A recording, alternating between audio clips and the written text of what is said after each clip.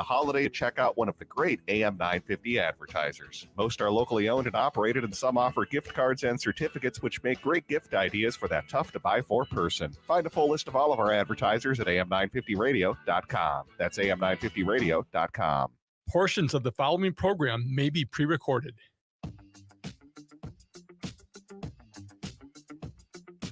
AM 950, the progressive voice of Minnesota. It's the Matt McNeil Show for your Wednesday. Matt and Brett here today, where I have become apparently a seething cauldron of hatred. I will get to that a little bit later on. and my cooking tips. No, I'll get to that a little bit later on. Stein joins us here in a little bit to talk about. We'll start with Georgia. I mean, now that was nice last night. How are you today, Brett? Hey, I'm doing good. How about you? I have officially leaped the bridge on this little dusting of snow crap. I'm tired of it now. All right, because that's what happened this morning. That blob came through. I was working out. All of a sudden, it's like, what happened? It was a sunny morning. Boom. Looked up at Marler. He was doing TV and weather on one of the TVs in there. And all of a sudden, got a nice little inch out there. Yeah, quickly came down. I was out driving in that, and it was not fun. I'm over it. Usually it's February or so I get to this point, but these little inch snowfalls, I'm not happy with it. Get prepared for more. Have you noticed that, okay, so the weather thing that they used to do has kind of morphed now. And now it's much more kind of in a helpful sense, but still is trying to, hey, we got an inch of snow today. By the way, there's a chance we could be inundated with snow in a week and a half. And I'm like, we could? I don't like that. Don't do that. Don't scare me. I just want to get through the holidays. I got so many shows I got to record at this point. We're doing so many things. It's busy. It has been a busy time. And part of the reason why it has been a busy time is what is in my hand right now, which is the restraining order against me. No, it's the calendar. The restraining order sounds a lot heavier. I mean, it's a weighty one there, that one.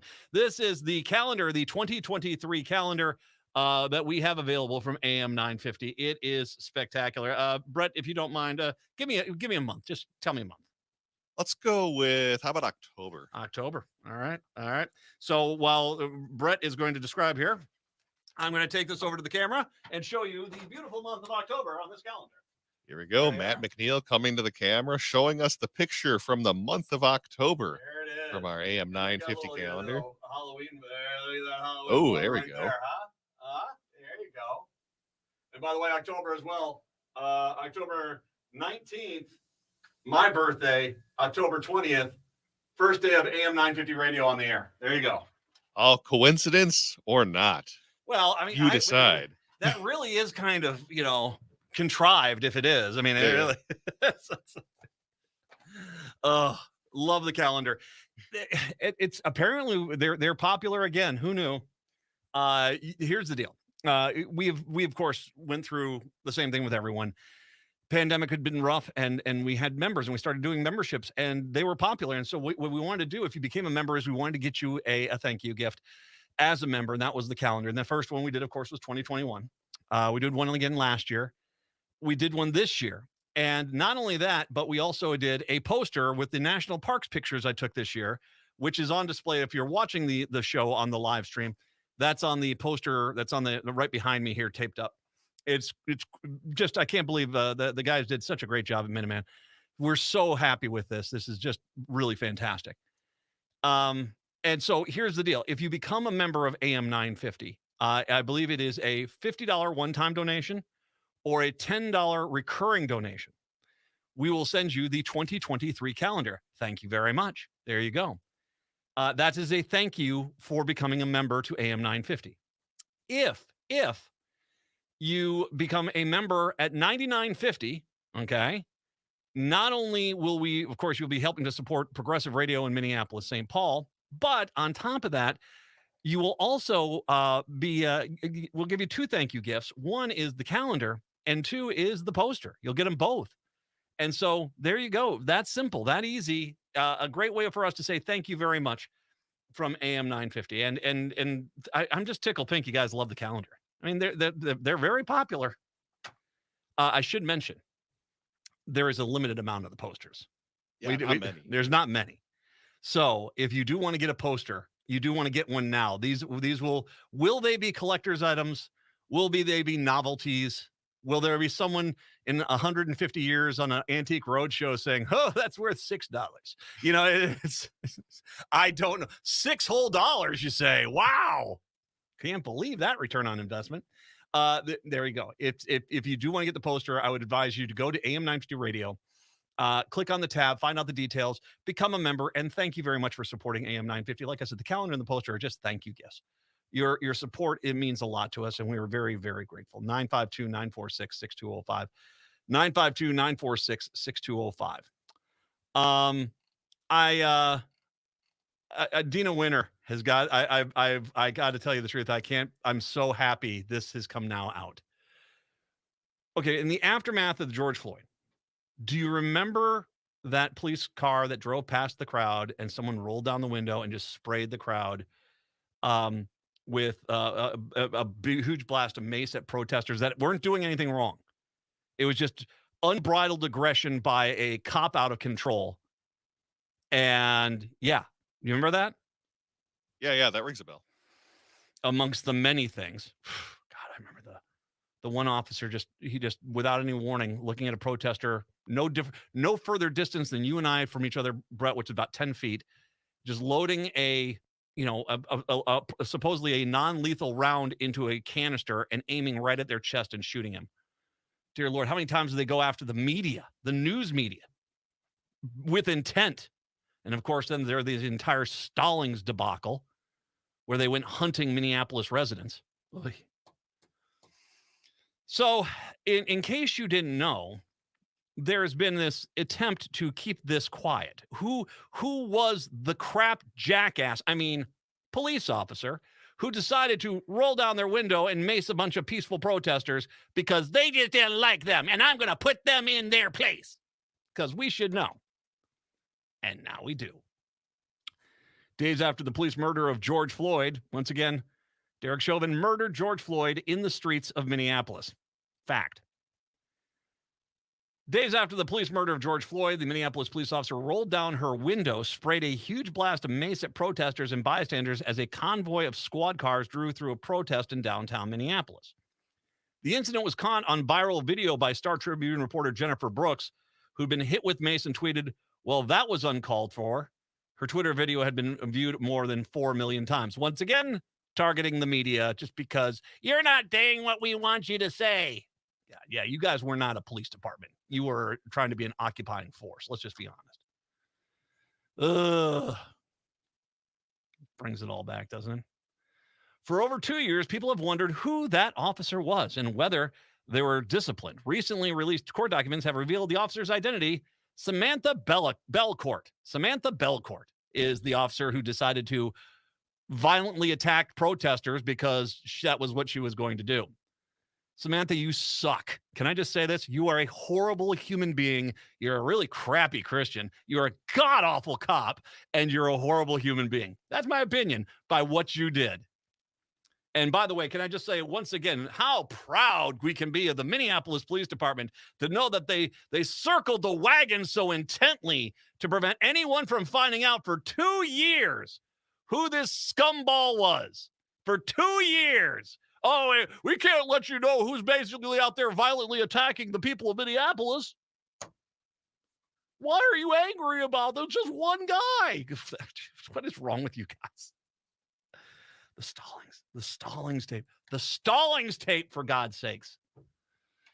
In a twist of particular interest to, this is where Dina Winter, I think, deserves a Pulitzer for this, because I love this. In a twist of particular interest to Arrested Development fans, Belcourt now runs a frozen banana food truck in Arizona with her wife, according to Alpha News story about why she left the Minneapolis Police Department weeks after Floyd's murder. She received a $150,000 workers' compensation settlement from the city in March and a disability pension from the state, retiring early due to post-traumatic stress disorder, according to state records. Now, I want to step back here for a second here. When you're talking about post-traumatic stress, Is she getting paid because she caused other people post-traumatic stress? Or is she making up a lie that she's got post-traumatic stress because she's a horrible human being? Because it seems to me the people that had the post-traumatic stress would be the people that, I don't know, this clown car rolled the window down and maced without provocation, including the media, because I'm mad, you're upset. Reminder. After George Floyd was murdered in the streets by Derek Chauvin, the Minneapolis Police Department put out a whole bunch of lies about what exactly had happened. Remember that? I remember that. Lie, lie, lie, lie, lie. You lied all over the place, man, until we saw the video of what happened. And then all of a sudden you said, we can't talk about it. Good times, huh? Yeah, that's called sarcasm. She joins a cavalcade of Minneapolis police officers who retired early due to post-traumatic stress disease. And once again, the reality is how many of these people actually cause far more post-traumatic stress in the community of Minneapolis than they actually themselves have, had. But basically, they retired early since Floyd's killing sparked worldwide protests and calls for police reform. The identity and fate of the officer who did the drive-by macing has long been a topic of discussion on social media, primarily because city records have never shown an officer was disciplined. But disciplinary investigations end when an officer leaves the force, because that entire police department is a crap fest. That's why. You see, that's how it happens.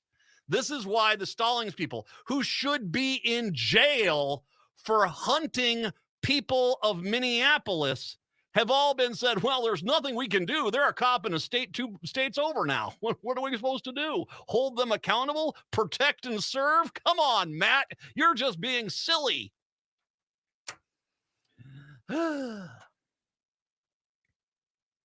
During a deposition in Arizona in May for an excessive force lawsuit protesters filed against the city of Minneapolis, Belcourt acknowledged spraying the mace at people downtown, where she estimated that a couple thousand protesters and other congregated. She said she and other squads were en route to rescue officers who were out. Oh, you see, we violated those people, but because we thought it was okay. She said she and other squads were en route to rescue officers who were outnumbered, surrounded by and being pelted with bricks and construction debris from a nearby dumpster. As her squad headed that way, a crowd blocked the street and people threw construction cones and barrels at the car, she said. The danger was extremely high in that situation, she said in that deposition. So when she saw the very violent crowd start to converge on the squad cars, she used the lowest form of force available, mace, and the crowd dispersed. Brooks's video does not show a crowd in front of her car, although it does capture the scene on the road further ahead. So basically, she just used it just to use it. By this point, we've had a lot of rescues and a lot of escorts driven through, a lot of angry crowds. We knew what our patterns were. Minneapolis Police Department policy bans the use of less than lethal efforts by officers except to protect themselves and others from physical harm. And by the way, if you ever watched the video, she wasn't in harm. There was no harm. This was just, she was angry. It looks to me, at least, like she was angry. These people were pissing her off. She was going to tell them who was the boss, and that's what's happened. Belcourt said she feared for her life. You know who feared for his life? George Floyd. I know. And Stallings. I know. And probably a lot of people that when all of a sudden you rolled down the window and started spraying gas at them, I bet they were a little concerned about their lives too. But you were scared. Oh, I was a police officer. I was scared. I was so scared. Wait. God, just what a pathetic bunch of clowns. Scared. Belcourt, she feared for her life, and others around officers were trying to reach. Belcourt declined to comment for the story. Oh, word. Her reason leaving the Minneapolis Police is recounted in a book by Minneapolis reporter Liz Collin, who is married to former Minneapolis Police Union head Johnny Jackass. Mispronunciation. Bob Kroll. In the book preview, Collin reported that Belcourt grew up in military families, served the National Guard in Iraq and South Korea before the police ride-along drew her to policing. Wow, I mean, what the heck did she do to the people of Iraq and South Korea? I mean, if this is what she does to the people of Minneapolis, I can only imagine what she was doing to those people. She was a K-9 officer in Wisconsin before joining MPD, where she worked on drugs and weapons cases for years in community response. Belcourt told Colin her job and life changed overnight after Floyd was killed. She recalled how a number of law enforcement officers were unable to control the city, pummeled with rocks, bricks, and frozen water bottles. She told Colin she decided to resign, and she and fellow officers trying to help a man who had been shot in the chest were assaulted by protesters. We're the real victims here. You can feel like you're not wanted, and you feel like the offer is not what they want, Colin. She told Colin, just your presence anywhere, you are just going to be the worst person in the world. You're just going to have to question it. Is this for me anymore?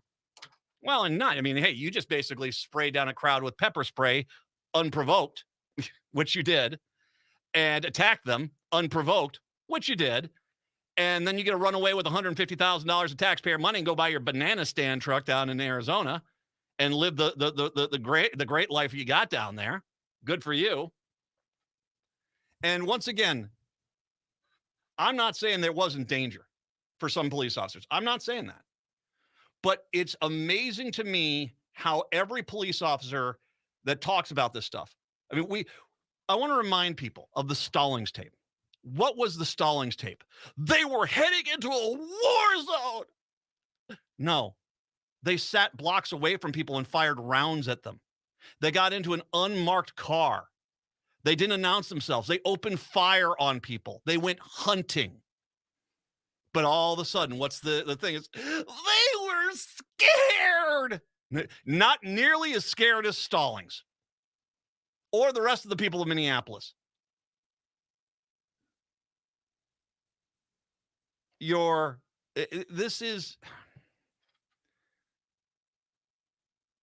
This is going to continue to be infuriating, Minneapolis police, because you freaking jerks have not held any of these officers accountable. You haven't. And as a matter of fact, it's clear from where things are at right now, your entire goal is to make sure none of these officers are held accountable. When your first thing you do with an officer is, let me tell you how you stash your money so they can't take a dime from you from a civil trial. That's not protecting and serving.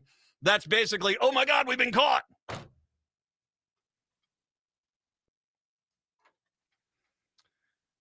You're a horrible person. You really are. And you are, Samantha, your legacy is now enshrined. For history, we will always know Samantha Belcourt as the out-of-control cop who basically, because he was scared, basically attacked the residents of Minneapolis unprovoked. Bravo. Bravo. I got an idea what you can do with that freaking banana. 952-946-6205. 952-946-6205. It's the Matt McNeil Show right here on AM 950. Hi, this is Paul Metza inviting you to listen to the Wall of Power Radio Hour. We have been on the air on AM 950 for over 5 years, over 200 original shows in the can, including musicians, artists, promoters, authors, comedians, and more. We're on the air Saturdays at 6 p.m. If you'd like to advertise, get a hold of us at am950radio.com and stay tuned this weekend, Wall of Power Radio Hour. Hi, I'm Kelly Tanky. And I'm Joe Kirk. Tune in to AM 950's newest show, Searching for Service, a show designed to help current and future Rotarians find purpose through service. We are dedicated to sharing stories, experiences, and opportunities for those searching for purpose, value, and meaning. But more importantly, connection through community. Tune in Sundays at 3 p.m. or anytime via podcasts. It's time to stop searching and start serving. Thanks to everyone who supported AM 950 for the last 3 years. Good news, the AM 950 2023 calendar is ready to go, featuring photos I took around Minnesota and important progressive dates. If you sign up to become a member with a one-time $50 membership or recurring monthly membership of $10, you'll receive a 2023 AM 950 calendar as a thank you gift. Go to am950radio.com to become a member and receive a calendar. That's am950radio.com. Thank you so much for supporting AM 950, the progressive voice of Minnesota. Hi, I'm Kirk Duckwall with the Twin Cities Real Estate Show here on AM 950. If you listen to our show, you know that we know what is really happening with our market. With tools like our market meter and real-time showing reports, we can show you the best times to list your house. If you would like not just a market analysis, but a total market overview, or just have a real estate question, give me a call at 651-303-0019 or anytime at housegeeks.com.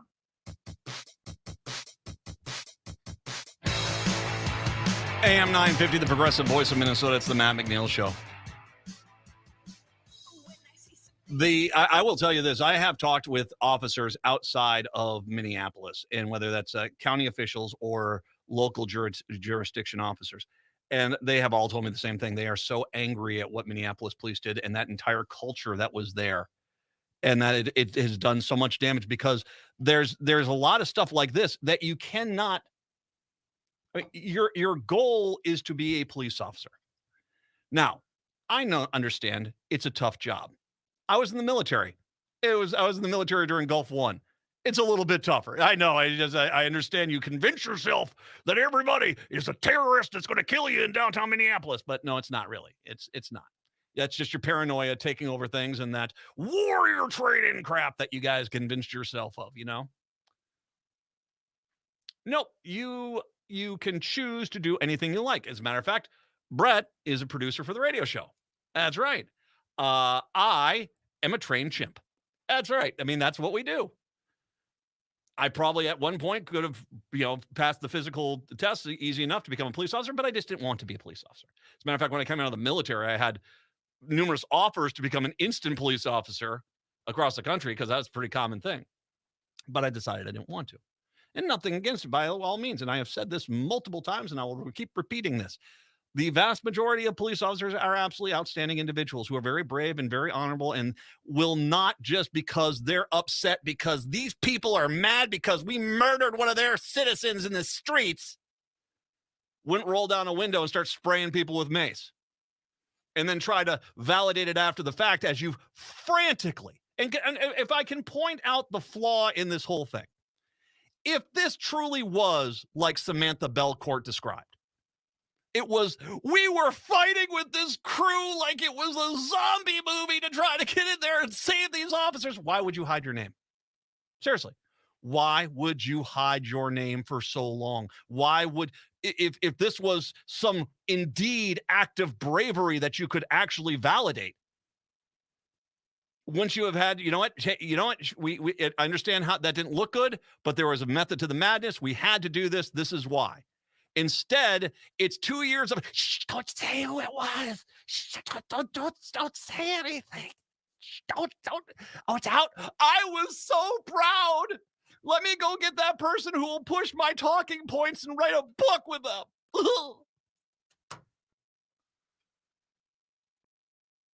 The fact that you were hiding and the fact that the Minneapolis Police Department has been hiding all of this tells you a lot right there. There's no validation for it.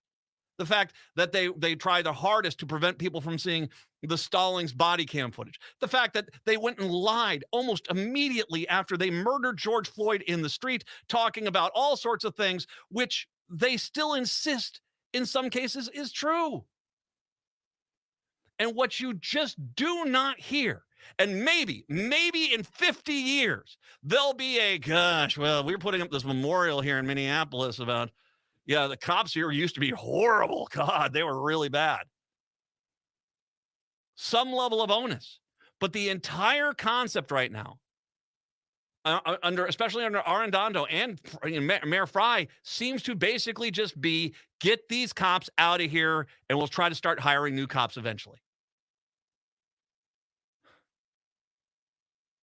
This is the problem. And when they voted down those changes to the police department, I kept saying, well, you still have this problem. And here we still are today. No accountability, no transparency. And it's only because Dina Winter is doing a fine job over at the Minnesota Reformer can track down the fact that this is the person that was in the car. And we now know her name. $150,000. She's got a banana stand down in Arizona.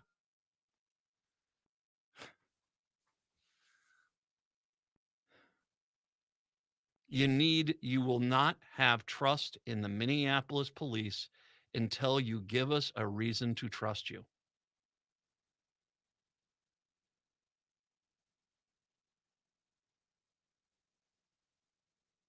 You will not have trust in the Minneapolis police until you give us a reason to trust you. Hiding people's names, hiding body cam footage, hiding what really happened, and not holding anyone accountable is not showing us we can trust you. 952-946-6205, 952-946-6205. Let's take a break. Come on back. We'll change directions. Jeff Stein, when we do return, we'll talk national politics. It's the Matt McNeil Show right here on AM 950. Hi, I'm Scott Shambot from Shambot Family Dentistry. We're the fear-free, shame-free dental office. If you're having a dental emergency, we'll try and get you in the same day you call because we don't like to see anyone in pain. And we'll help you get through every appointment in the most pain-free way possible. As my daughter Rachel says, if you don't see my dad, please see another dentist. Take care of your teeth because they're the only ones you get. Shamblat Family Dentistry in Hopkins and St. Paul. Find them online at shamblatfamilydentistry.com or call 1-800-FIX-MY-TEETH. Hi, Matt McNeil here. For the last 2 years, AM 950 has been so grateful with all the members who've signed up to support the radio station. And as a thank you, we've sent out the AM 950 calendars. Well, for 2023, get ready for even more thank yous. The AM 950 2023 calendar is ready to go, featuring photos I took around Minnesota. Members who sign up with a one-time $50 membership or a recurring monthly membership of $10 will be helping to support the largest progressive radio station in the state. And as a thank you, we'll send you the 2023 calendar. Brand new this year is the AM 950 National Parks poster. The poster features photos I took of the national parks in various locations in Utah, Arizona, and Colorado this year. If you help support AM 950 by becoming a member with a one-time $99.50 donation or a recurring $25 per month donation, AM 950 will send the poster and the calendar as a thank you. Help AM 950 keep broadcasting the powerhouse progressive lineup you love and help keep Minnesota blue. Go to am950radio.com to sign up as a member, and thank you so much for supporting AM 950, the progressive voice of Minnesota. Turn to Auto Technical with your vehicle donation. Even though Auto Technical is a small nonprofit, we have helped more families with transportation than any organization in Minnesota. Since '94, we have reconditioned donated vehicles so they have a higher tax benefit. Call Richard at 612-919-5526, 612-919-5526, or autotech.org. With your AM 950 weather, I'm Brett Johnson. Look for partly sunny skies today with a high near 18, tonight partly cloudy with a low around 6, and Thursday sunny with a high near 28. Grab a tray of Cafe Latte's Cafeteria and select from a wide variety of sandwiches, salads, and soups. The bakery features fresh baked breads, cupcakes, and more, while the pizza and wine bar has gourmet pizzas that pair perfectly with their 30-plus wines by the glass. Located off Victoria and Grand at St. Paul or at cafelatte.com. Jeff, Jeff, Jeff. Jeff, Jeff, Jeff, Jeff. Jeff, Jeff. Jeff.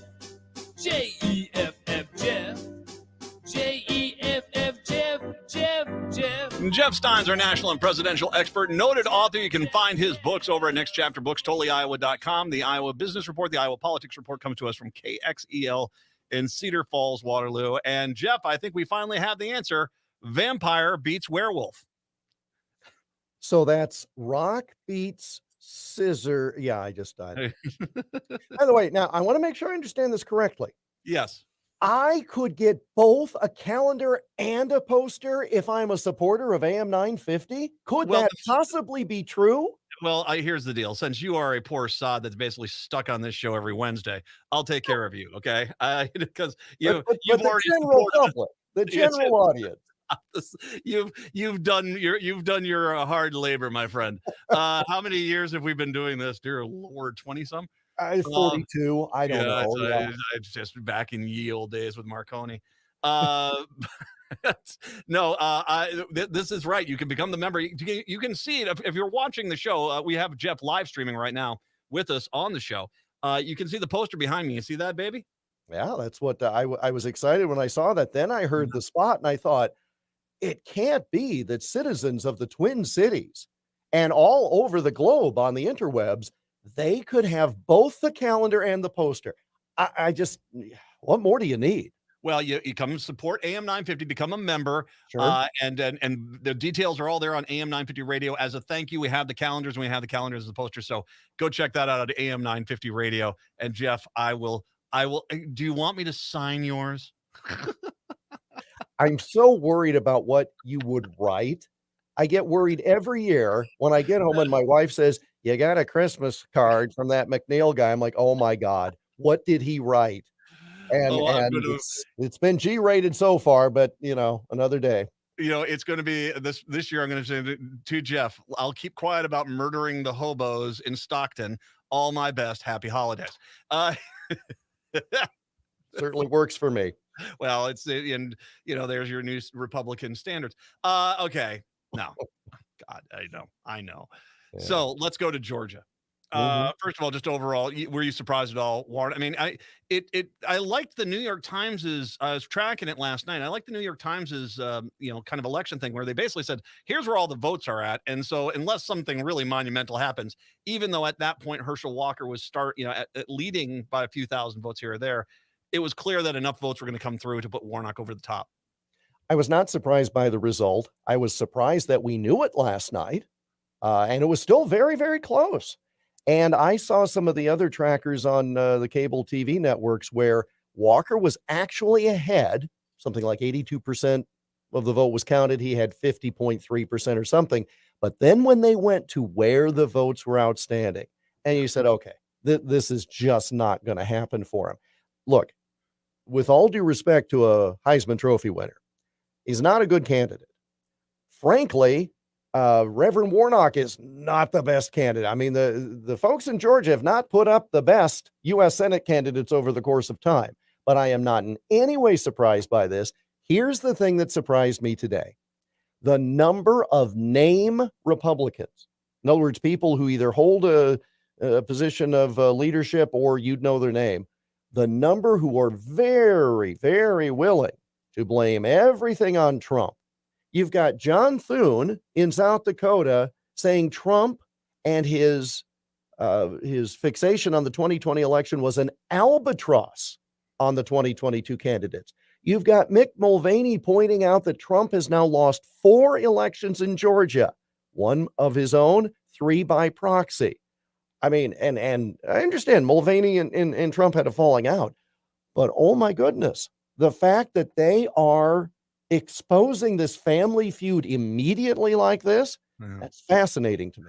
Well, and by the way, I'm going to just one thing on back up. Warnock was a far better candidate than Herschel Walker. And as a matter of fact, I want to talk a little bit about this because this is not a fluke in Georgia. I don't think. I think, you and I talked after 2020, Georgia, Arizona, were these really bellwethers or was this just a fluke?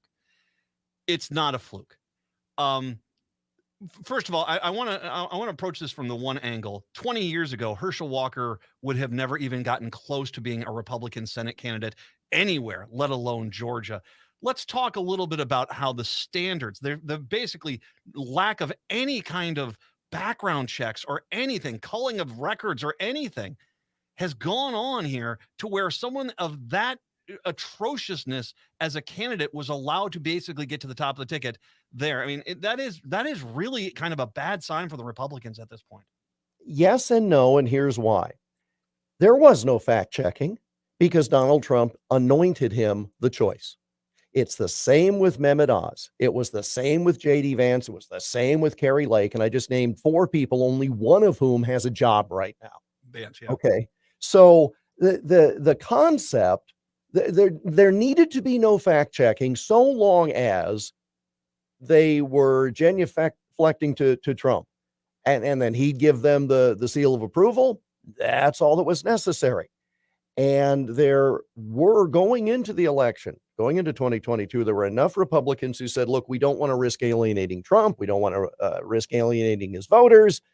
And now those folks are saying, no, he's not invincible. He's not without his own problems. I mean, when you've got Mick Mulvaney tweeting that those who win primaries but lose general elections are still losers, that's pretty strong stuff, man. It is, I would say, regardless, it shows you how little control the Republican Party has over the Republican Party right now. As you just accurately described, Trump anoints someone and no one even does, no one even tries to pull Trump aside and say, we're going to just do a background check. We're going to hire a private investigator. We're going to look at this person. We're just going to see if there's anything there, which would have been incredibly easy to find with Herschel Walker. And the reality is that they didn't even do that. And I think that is, it tells me there is a massive vacuum. And I mean, there were a lot of Republicans last night, especially on Fox News, who were saying this point, that there clearly is a problem with leadership within the Republican Party right now, because this should not have been the candidate. Well, but even if those folks had done research and talked about the problems, and there was some of that. I mean, Oz had a strong, well-funded opponent, self-funded opponent in Pennsylvania. Nobody cared. The electorate did not care.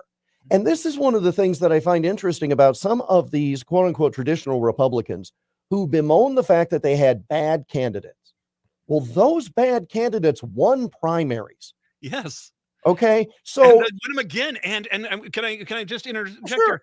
And because Trump is going to win the Republican nomination for president, they will win them again because the crazy side of that party controls who is running in these races.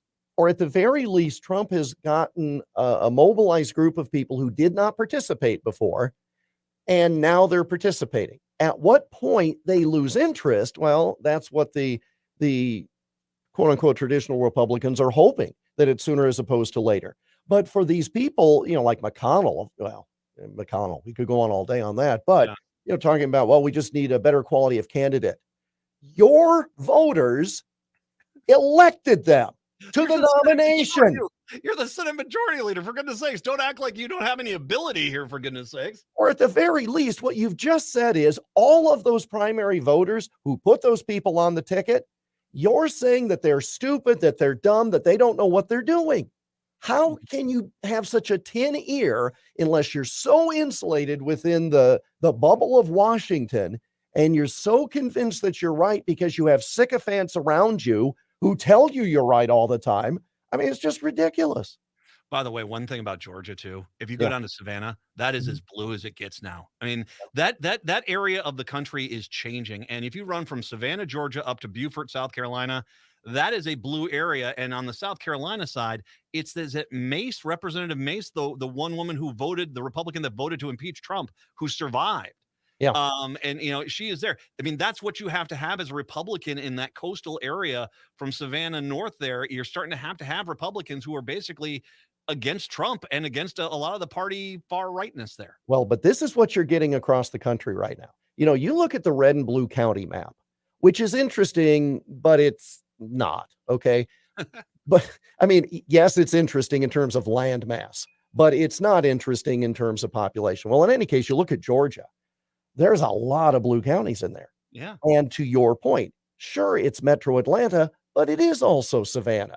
It's some of the rural areas. Yeah. I mean, it's areas that never used to be in play. And the fact that you've got those statewide Republicans winning office, but then for the Senate, you've got Democrats. I mean, it's not a red state. I don't think it's a blue state. I think it's a candidate driven state. And whoever is either the best option or the least offensive option wins. And that just shows you there's a level of competitiveness that's part of the old Southern strategy again. I'm going to also bring up this one point because I think this is a very big shift for Republicans in regards to candidates they run. I lived in Georgia for a while. I was back there when I was a kid, and that's where, when this was a red state. And if they had a district where there was a strong African-American vote, they would find a candidate who is an African-American in a lot of cases who would run in that district, and just basically who would be someone who would do the bidding of the Republicans. And they had a lot of success with that. And that was the way things had been going for a long time there. You have a lot of people who point to Herschel Walker, who said he clearly was, they went and found the football star in SEC country. They're going to get this guy. Because he was down, and I was down there when he was playing football. He was beloved down there as a football player. They brought him in, clearly didn't have this. I think one of the things that you've had with Warnock specifically in these two races is a style over substance problem for the Republicans, where they've gotten these candidates who you would think would have won or would have done better. But the reality is Georgia is changing. And if I can piggyback on what you said, I think it is starting to become more about substance there. And whether that's a Republican candidate or a Democratic candidate, you can't do what you used to be able to do in the South, which is run just a pretty candidate that looks like it's going to appeal. You're going to have some substance to that character. And that's where I think you're seeing, and when you look at Warnock and that victory, especially the 2 victories he's now had. Well, what you have is a situation where once someone breaks through from a different party, if you've got a red state and a blue person breaks through or vice versa, that then opens the door to people saying, well, I guess that can happen. And then they're open to the idea of other people following them. Herschel Walker was a fait accompli because who deprived Walker of his remaining college eligibility by signing him to play in the USFL? Here's a hint. It was for the New Jersey Generals. Ooh. Was it right? Trump? I mean, yes, Trump is the one who waved a bunch of money in front of this kid he was a kid at the time in his 20s. It won the Heisman Trophy. And then all of a sudden it's like, oh, wait, I can't play college football anymore because this slick talking New Yorker had me sign a contract that included personal services. This is Trump paying off a debt. This is Walker paying off a debt. And the winner is Warnock. Neither of those two. What's really fascinating too about Georgia is how, all right, Barack Obama went and campaigned. I get that. He's the free agent. He can, he can do that. Biden did not go down for the runoff. Trump did not go down for the runoff. It's so interesting that as those two are being set up by the folks nationally as, okay, it's going to be a rematch, the whole tussle, neither campaign wanted either one of them down there for the runoff. I'm shocked that Trump stayed out, because if you would say to him, Mr. President, we really don't think you should come to Georgia, he's yelling to fire up Trump Force 1 and go, right? He'll be the contrarian. The fact that he stayed out of it is stunning to me. He's had a few legal issues. We'll get to that here in a second. The Arizona thing, I want to piggyback on this because they certified the election results over there. Yeah. And it's the thing which is interesting. I don't think that's a fluke either. And now you've got a situation where it's the voices that you are hearing from the Republican Party, particularly in Arizona, are these, it was stolen, it was robbed, we have no evidence of it, we're just going to say it is because we thought we should have won with 99.9% of the vote and we didn't. And it's the case. I do not understand how, as you say about Republicans, we could talk about better candidates, better mentality. I do not understand how the Republicans think that they are going to be able to win over voters by basically acting as if every time it's the greatest injustice of all time, because frankly, when people have gotten to the point where they're calling their bluff, where's your evidence? And they have none of it. Did Republicans win statewide office in Arizona? Yeah. Yes, one. Was it the Treasury? It's a broader point. Did they win legislative seats? Did they win congressional seats? Okay, so it's only the one race. Yes. So that's one thing. The other thing is, if there were so many atrocities in 2020, let's just say for the sake of argument, 2020 was completely stolen by Democrats in Arizona. What did Republicans do to change the landscape to make sure it didn't happen again? Nothing. Absolutely nothing. So what are you going to do? You're going to sit there and say, well, we know the system's crooked, but we're not going to fix it.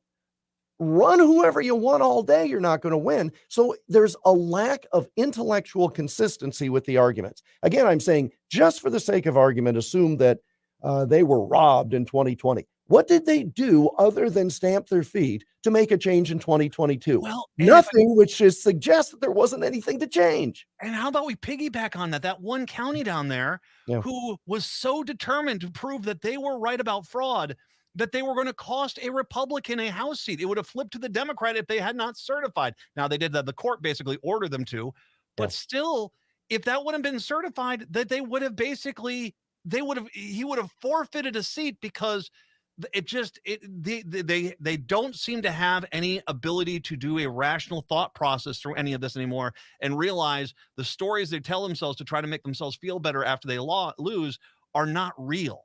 And I think that this is not going to help Arizona or Georgia, for that matter, until they basically start, well, maybe you should just go get better candidates.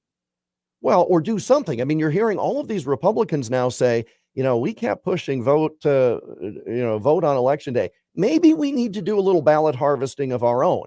And that's not an illegal thing. You just go and you make sure you get your voters in early. Now they're saying, wow, we've been hit in the head a couple of times now. Maybe we should, adopt the same tactics that the winning side is using. The thing too about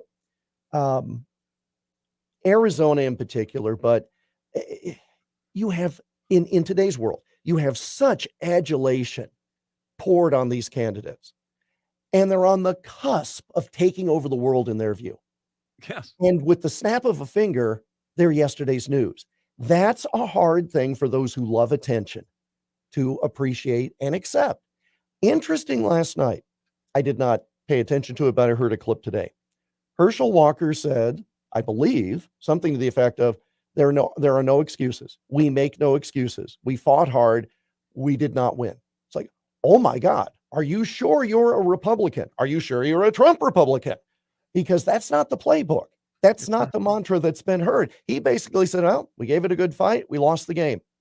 Oh my goodness, how refreshing. I don't think he wanted to be there for the runoff. I think that he wanted this over in November, and I think he's going to head back to Texas. And I think he was done before Halloween. Yeah, I think with the whole thing. You'd watch him on TV appearances, and I know you DVR'd it and ran it back and forth and studied it, but he'd be sitting there next to somebody like Lindsey Graham or Ted Cruz. Herschel could not get a word in edgewise. He just was the convenient prop that would nod along as these blowhards went on about how wonderful Herschel Walker was. I think the fun left. Yeah. As the Bulldogs made their way to the Final Four of college football. No, and I've got to be honest with you, the fact that they couldn't prop up a football player, a Georgia football player in Georgia anymore. I think that it's a bad sign for the Republicans. They're going to have to find some substance there. They can't just be style anymore. Let's take a break. Come on back. I want to get into Trump. A few things there, including the guilty verdicts yesterday. Jeff Stein joining us on a Wednesday, 952-946-6205. It's the Matt McNeil Show right here on AM 950.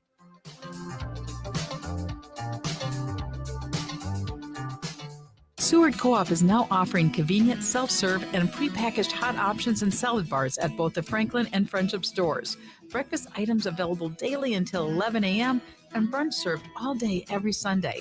Their weekly lunch and dinner menus highlight cuisines from around the world. They offer vegan, vegetarian, and gluten-free options daily. 95% of the ingredients used are organic from small-scale, local community food producers whenever possible. More at seward.coop. The future of car shopping is here right now at Rudy Luther Toyota with Luther Direct. It's car shopping without ever leaving your home. Go to rudyluthertoyota.com, click on Luther Direct. Choose any vehicle in Rudy Luther Toyota's current inventory, either new or certified pre-owned. Then find out what kind of value you can get for your trade-in, review a payment plan you qualify for, and then customize it, and then set up the time for Rudy Luther to drop off your new vehicle and pick up your trade-in. It's that simple. Your new vehicle without any of the hassle. Check out Luther Direct today at rudyluthertoyota.com. As we head into the holiday season, Crooner's Supper Club invites you to enjoy drinks, a delicious dinner, and live music from both big-name local and national artists in a wide array of styles. Before or after your show, check out the new Maggie's Lounge, a perfect spot to visit with friends. It's open Wednesdays through Sundays beginning at 4:30 with cocktails and light fare. And you don't need a ticket to enjoy the great atmosphere of Maggie's. Crooner's Supper Club off Moore Lake and Highway 65, a little piece of old school nightlife in the 21st century. On the show This Queer Book Saved My Life, we talk with LGBTQ plus guests about the queer books that saved their lives. And on December 10th, we chat with fundraiser Neil Osby about the book Buy America, Myths, Truths, and Struggles of an Invisible Community by William Burleson. This book shook Neil as he saw himself represented for the first time. Plus, William joins us to talk about writing to preserve bisexual history. Listen to This Queer Book Saved My Life at 7 a.m. every Saturday morning, right here on AM 950. AM 950, the progressive voice of Minnesota, the Matt McNeil Show. Jeff Stein joining us talking national politics. We got to run through two things here. First, Trump yesterday. Now, the Trump Corporation, 17 charges of guilty that one of the alternate jurors basically said that they were already convinced that they were guilty on all counts. Pretty cut and dry. Not necessarily a big fine. I think it's a few $1 million. And right now, Trump himself is not in trouble, although there are people around Trump that are in trouble. That might eventually play out. Your thoughts on that? Well, the fellow who already entered the pleas of guilty, he could have rolled on Trump or Trump family members already to get a better sentence. He did not do that. I don't think they're going to touch the former president or even his family criminally because, again, he set up the ring of fall guys. And for that organization, less than a $2 million fine, big deal. I don't care if the former DA says, well, they should really keep looking because they might be able to tie something to Trump. Okay, whatever. Well, I mean, and get in line. He's in court today trying to say that the 3 civil trials from January 6th should be dropped because he has immunity from them. That's not going to happen. But here we go once again. Former President Trump hired people to search for properties after being directed by a federal judge to look harder for any classified material. They found at least 2 documents with classified markings inside of a sealed box in one of the locations. This dude has got classified freaking material all over the place. Storage unit in West Palm Beach. That's got to be secure. Yeah, jeez. I mean, I thought about it as like a storage unit in Florida. Dear Lord, why'd you put a drive-through in there? Well, a New York guy who moves to Florida gets a storage unit.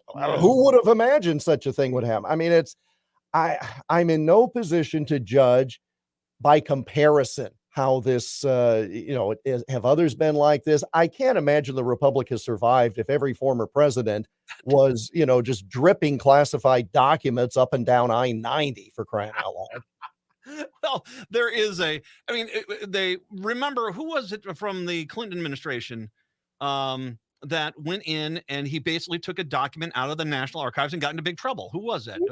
Sandy Berger. Sandy Berger, that's right. He's stuffing documents in his shorts for crying out loud. He jammed a document there. It got caught and he basically got rounded up. This is Trump is basically shipping U-Haul down with the documents here. I mean, it clearly is a problem. I think the issue that we've got here, I mean, and of course, also we should mention the Judge Cannon ruling, which just got laughed out of court.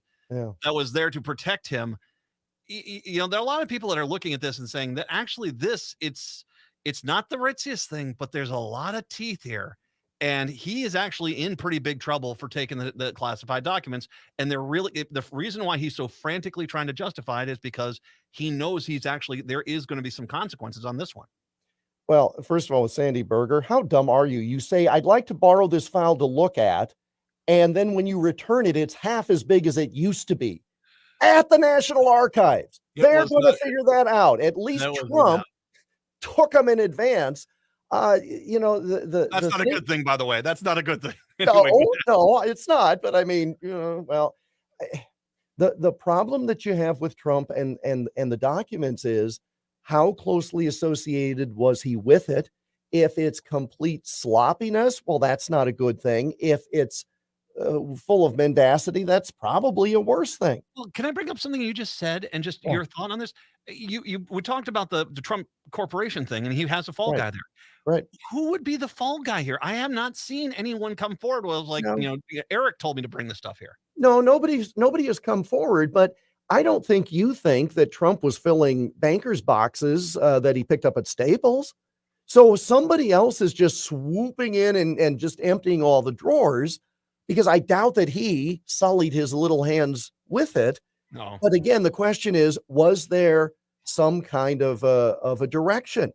Like, oh, these are actually unclassified. I've said they are.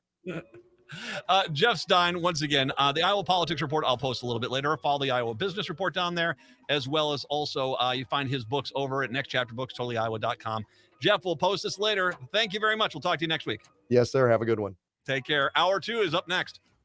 Hi, I'm Peter Solak. And I'm Adam Ostrowski. We are here at Woodland Stoves and Fireplaces to talk about the joy of live fire cooking. Cooking over a live fire is the oldest and most basic form of cooking. What's new is in the way a fire is handled and its heat is managed. It's easier to experience and enjoy the smell and taste of food cooked over a live fire. Woodland Stoves and Fireplaces sells and installs live fire grills, fire pits, and ovens. Let us help you experience the smell, the taste, the fun of cooking with fire. Pizza was first made and is still best made in an open fire oven. The radiant and conductive heat of a live fire is unmatched for wood roasting and baking artisan breads too. Come see the many ways you can cook over a live fire. Woodland Stoves and Fireplaces has over 35 working wood and gas units on display at the corner of East Franklin and Riverside Avenue in Minneapolis. More information at woodlandstoves.com. Find the fire that works for you. Woodland Stoves and Fireplaces, out of the ordinary products and services since 1977. Come on, you know it's true. Work is almost bearable when the Stephanie Miller Show is on. AM 950 KTNF, St. Louis Park, Minneapolis, St. Paul, the progressive voice of Minnesota. AP News. I'm Ed Donahue. Police near Atlanta say one person was shot and injured in a shooting near the automotive center at a Walmart store. Their condition is not known. Police say they detained several people for questioning, but that no arrest has been made.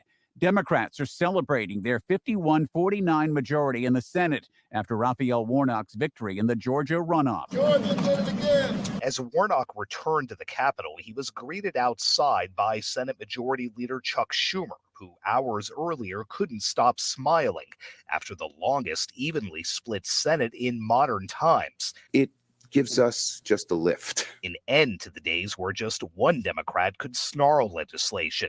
The outright majority will also make simple governing easier and allow Senate Democrats to be a barrier against legislation from the GOP-led House. Schumer figures the Democrats' unexpectedly strong midterm showing sent a message to Trump-inspired Republicans. That if they follow a MAGA direction, they're going to lose.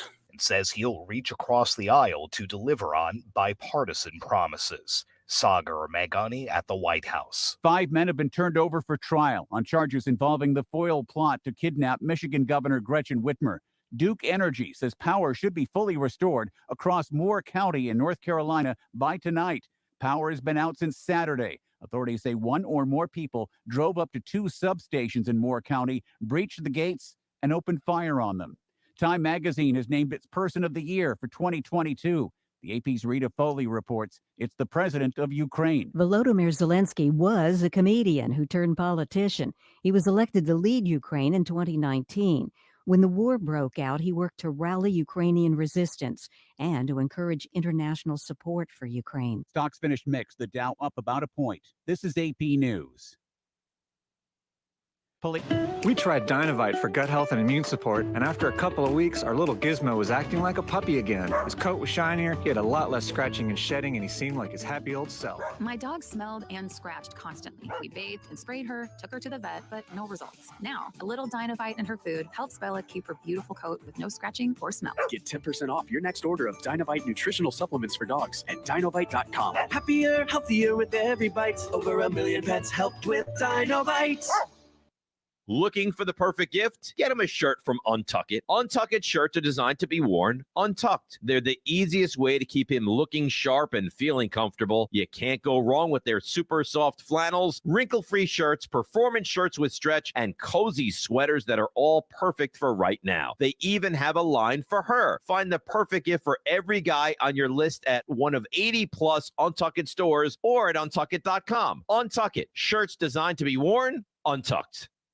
Hi, I'm Scott Shambot from Shambot Family Dentistry. We're the fear-free, shame-free dental office. We know dental anxiety and dental phobia are real. We'll take the time to get to know you and give you what you need to be comfortable at all times. We offer free nitrous oxide laughing gas and have high-tech options to help you feel calm and relaxed during your appointments. We'll help you get through every appointment in the most pain-free way possible. If you're having a dental emergency, we'll try and get you in the same day you call because we don't like to see anyone in pain. As my daughter Rachel says, If you don't see my dad, please see another dentist. Take care of your teeth because they're the only ones you get. This is Chad, owner of AM 950. I've been going to Shambot Family Dentistry for years. They get me in last minute when I'm in pain and make regular checkups easy and comfortable. Shamblat Family Dentistry in Hopkins and St. Paul. Find them online at shamblatfamilydentistry.com or call 1-800-FIX-MY-TEETH. Don't be surprised if you hear your name when you walk into St. Paul Corner Drug. Our experienced staff make getting to know you their top priority. Developing a trusting relationship with our patients is the first step in providing personalized care that achieves the best outcomes possible. Make certain all your providers know who you are and what your needs are. It is a vital step in your well-being. Stop by St. Paul Corner Drug today to start a relationship with a staff that cares. St. Paul Corner Drug, pharmacy the way it should be.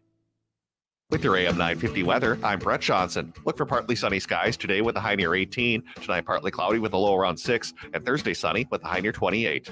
The holidays are here, and when you're out shopping, make sure you check out one of the great AM 950 advertisers. Most are locally owned and operated, and some offer gift cards and certificates, which make great gift ideas for that tough-to-buy-for person. Find a full list of all of our advertisers at am950radio.com. That's am950radio.com. Portions of the following program may be pre-recorded. Hour number 2 of the show on your Wednesday. Going to be with you, Matt and Brett, breaking the top of the hill for the week. 952-946-6205, 952-946-6205.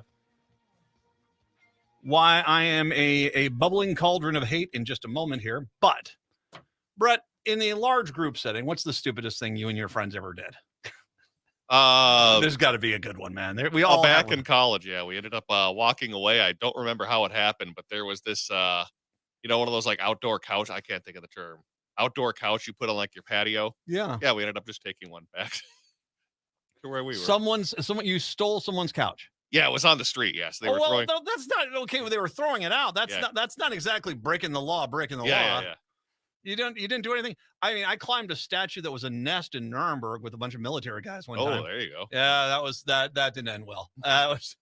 The Polizei were not happy with us. It was actually a roomy nest. It was a lovely piece of art. I also did a striptease one time on the tables at Oktoberfest.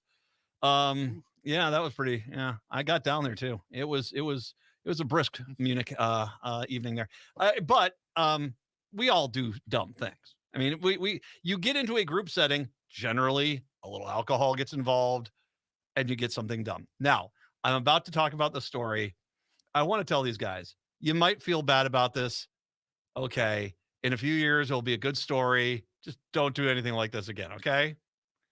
11 people face charges after they were allegedly trespassing in the sewer system under Fridley on Monday night. What? Okay, so in your list of sewers of the metro area I want to explore, why are you not in Edina? I mean, they've got to be like gold lined. I mean, it's got to be like a subway system down there. You know, better than why Fridley? I guess it's not Coon Rapids, but it's at the same time. I don't know. That's not exactly where I would want to go.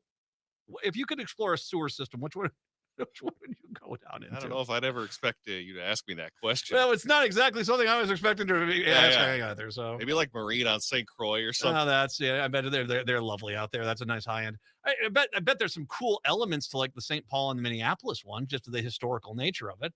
I mean, they're like full rivers and stuff that go underneath the city. They diverted and stuff. So imagine there's stuff like that. I'm not sure they give tours. No, it's not exactly a high on but I mean, it is a sewer tour. I mean, it's just, it's not, you walk into a town, welcome to London. Who wants to go down into the sewers? Well, shockingly, a lot of people, especially in Paris too. They love that stuff. All right. So this is on Monday night. Apparently the Monday Night Football game, not really that entertaining. Men and women aged 18 to 35 are accused of gaining access by lifting a manhole cover, said they were exploring the sewers, according to the charges. The sewer area runs underneath the Burlington Northern Santa Fe Rail Yard and the Public Works Water Facility. Utility lines are also located underground in the area where the suspects were traveling. Police were made aware by a 911 caller who said 4 people were removing a manhole cover near the 4500 block of Northeast Main Street about 7 p.m. It's going to get you a little bit of concern. It sounds like you're hiding out for the Dick Tracy gang. We're gonna hide from the Batman. That's what we're gonna do down in the sewers. It did say there were 4 people, right? Well, there was 4 there. There's 11 total people charged. Oh, okay. Apparently, there was a little party going on down there. Maybe the Fridley sewers. Am I wrong about this? The Fridley sewers might be lovely. Were Leonardo and Donatello and Michelangelo in that group? Nicely done. Oh, were they eating pizza? Were you eating pizza? Tell me you were eating pizza in the sewers. But you had my hopes up when you said there was 4. Well, now we're on to something. Heroes on a half shell. That's what we've got. Officers went to the area and eventually saw 3 people come out of the manhole.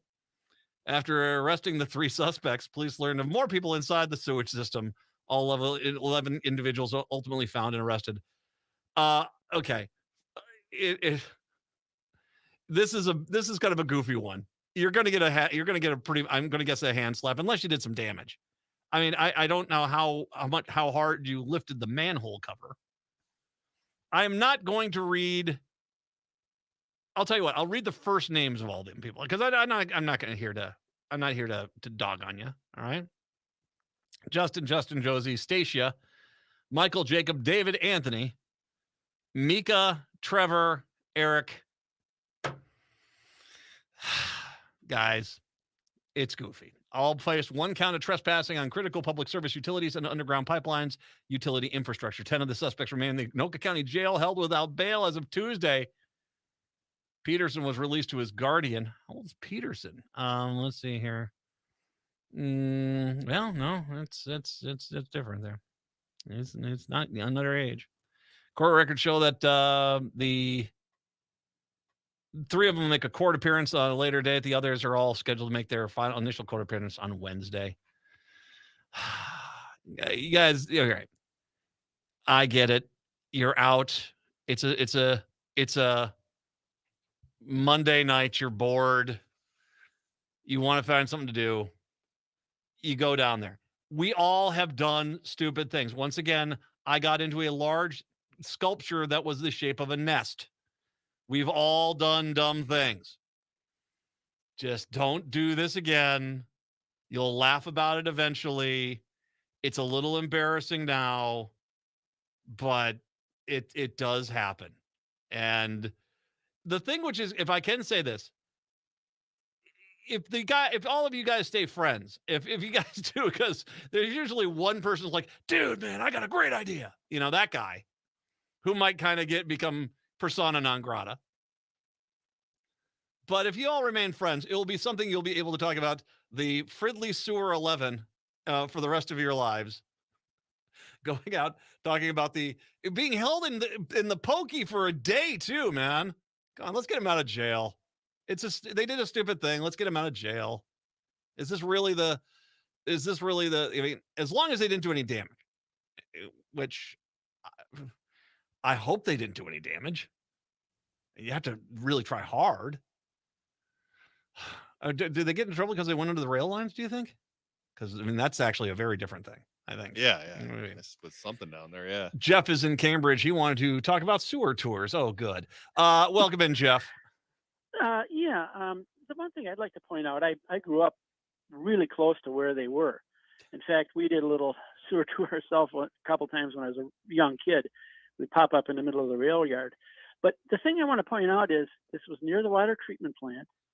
There's also a big defense plant used to be called Northern Pump FMC, not too far from there. And so I think I don't know who these people were, and I don't know much more than what you've said. But in light of the infrastructure attacks we've had recently, I think really these people need to be checked out. Because there's a possibility that they were doing recon. Who knows what their connections might be. That's actually a valid point. That's a valid point. Yeah. And then, like I say, I know the area, so they weren't that far from, like I said, a defense plant and, and you said the water treatment facility. So, well, I mean, okay. And there's the ages of these people, 35, 18, 34, 25, 19. It doesn't sound necessarily like a crack military unit by any means, but at the same time, you're right. I think in this day and age, especially what happened, and thank you, Jeff, I appreciate the phone call. Yeah. I think when you look at what happened out in North Carolina, where those people just rolled in there and started opening fire on the transit, the electrical substation, and took out the power for 45,000 people. I guess that is a very legitimate thing. I didn't really think about, was there a much more nefarious plot going on here? I would hope not. The fact that Jeff himself talked about how there were people in when he was a kid that they'd go down in the sewers too. I mean, and it does happen. And there's like shows on cable where it's like, we're going down into this town's sewers. And okay, don't you have like a plaza or anything? Is there an opera in town? This is your first choice, but there are these shows that love to go underground and see what it's like.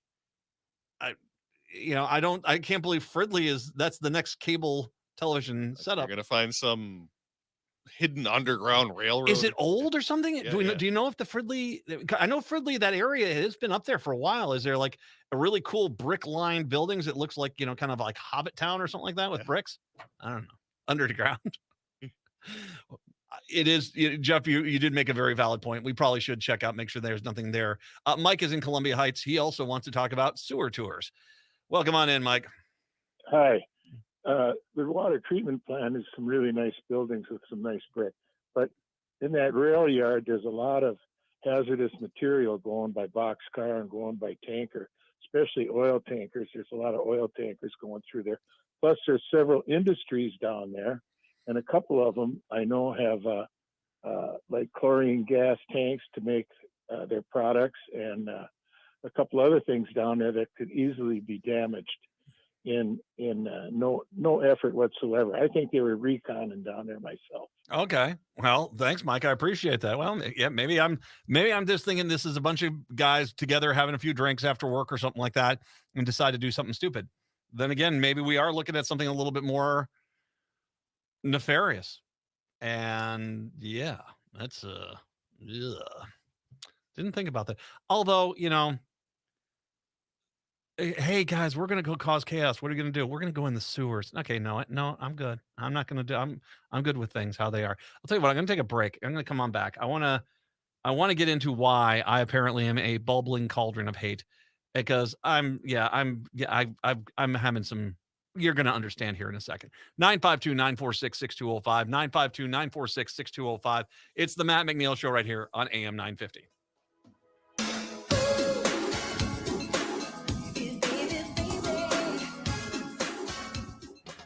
Don't drive too fast or you will miss Scott Jamama's Hot Barbecue. Scott Jamama's offers huge taste out of a little place. Located at 3 West Diamond Lake Road near the intersection of Nicollet Avenue and West Diamond Lake Road in Minneapolis, this tiny hole in the wall offers mouth-watering baby back ribs, grilled chicken, and half-pound pulled pork sandwiches. Don't forget to add the potato salad, spicy baked beans, twice baked potatoes, and delicious desserts. Find their winter hours and full menu at scottjamamas.com. This is Ross Stathheim, partner at MJSB Employment Justice. When you've been wronged at work or something just doesn't feel right, it's hard to know what to do next. Our firm can help. We pride ourselves on communication and listening to our brave clients to obtain their own brand of justice. When you hire MJSB Employment Justice, you're not just a number. You're a valued, experienced, and accomplished partners every step of the way. That's our promise. Be heard. You deserve better. Contact us today at mjsbjustice.com.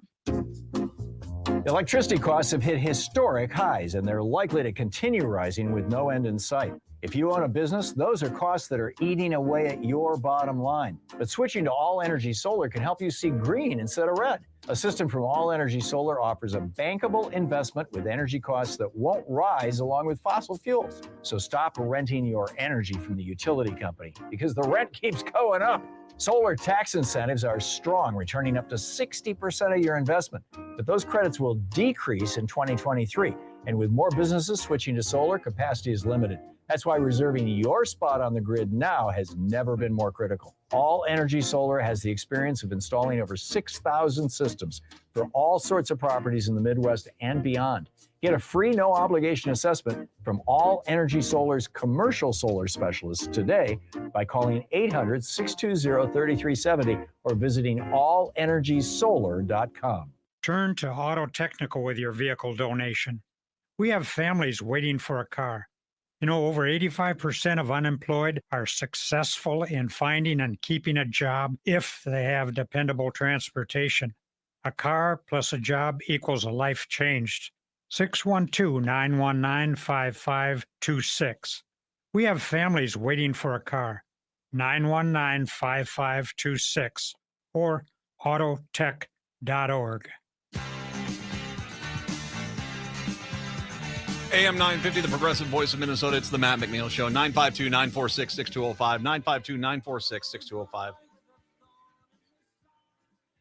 952-946-6205. Okay, so yesterday I talked about how all of a sudden, and I think where this came from is we had the budget news yesterday, where we're now up to a $17 billion budget surplus in the state of Minnesota, which is really a bit of a misnomer. There's inflation, stuff like that has to be taken into account. But it's needless to say that the Democrats are going to have a lot of extra money to play with here, and make the budgets as they get there. And they might get in their own way. I'll get to that here in a little bit. But the reality is it's a pretty bright, rosy sunshine of a budget forecast for the state of Minnesota. And I have for a long time been an advocate of helping out, the entire state.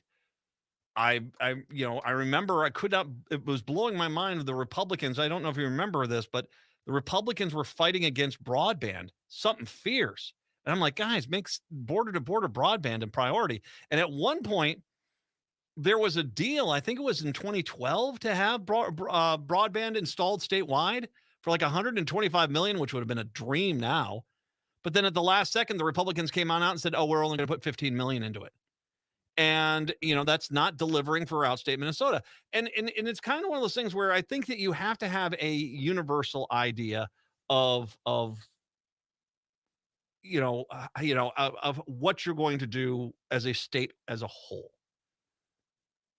Because I don't necessarily think that one part of the state is per se better or more important than another part of the state. I think we're all Minnesotans and we should all agree on that. There is this undeniable, and it's been this way, I think, probably since cities were formed, of metro versus rural, going back thousands and thousands of years. There are the people that live in rural areas, and up until really the 1920s, that was the majority of people lived in farms, lived in smaller towns, lived in communities. It wasn't until really the 1920s that things changed, and all of a sudden people were leaving the farm and they were coming into the big city in the 1930s and stuff like that. It changed dramatically. And then as technology and the ability to harvest more and bigger tractors, that changed things too. There was less jobs, there was less farms, consolidation, 1980s, it's changed. And so you get this, you've always had, I think, a little bit of a poking back and forth. The problem is that for rural America, it's been hard because their glory days are, for the most part, gone, and they're not likely coming back. I have been in numerous small towns in Minnesota, Iowa, the Dakotas, Wisconsin, and you drive through them and they're ghost towns. There's maybe one diner, maybe the co-op is still going. There might be a feed store, but it's not like the glory days back in the 1930s and 40s when there were still lots of businesses there, and there was a clothes shop, and there was 2 diners and a pharmacy and 2 grocery stores, and you had a nice quality of life. And so it's hard, I imagine, for a lot of people to be in these towns and realize, well, their only option is the Walmart that's 20 miles away. I get that. And here you have the metro area, and it's shiny and bright, and everyone graduates from high school at 18 years old and they're gone and they don't come back. Maybe come back for a holiday, might come back for a wedding, but they're gone. They live in the Twin Cities now, or they live in Kansas City or Chicago. They've moved away. And they're not coming back. They're not taking over the family farm, even if there was a family farm to take over, which for the most part really doesn't exist in a lot of cases.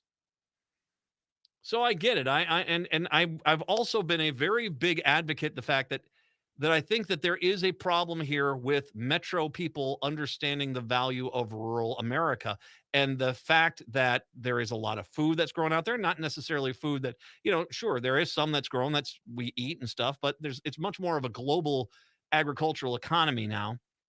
The pork prices, the beef prices, sugar beets, wheat, whatever the case may be, you're looking at generally wholesale costs, corn, it's a very different beast, and I think you have to understand that is a massive economic generator.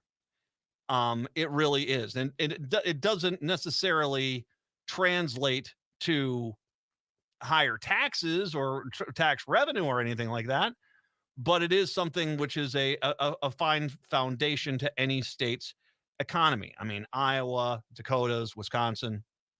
Matter of fact, Wisconsin, I think, has got the worst of it because the dairy was such a huge deal out there, and the dairy farmers have been destroyed out there, just unbelievably taken out by other dairy farmers for the most part. As much as you might want to sit there and say, you metro people, no, this is dairy on dairy crime out there. I bring this up because I'm not going to argue that it's kumbaya, everyone gets along. It just isn't.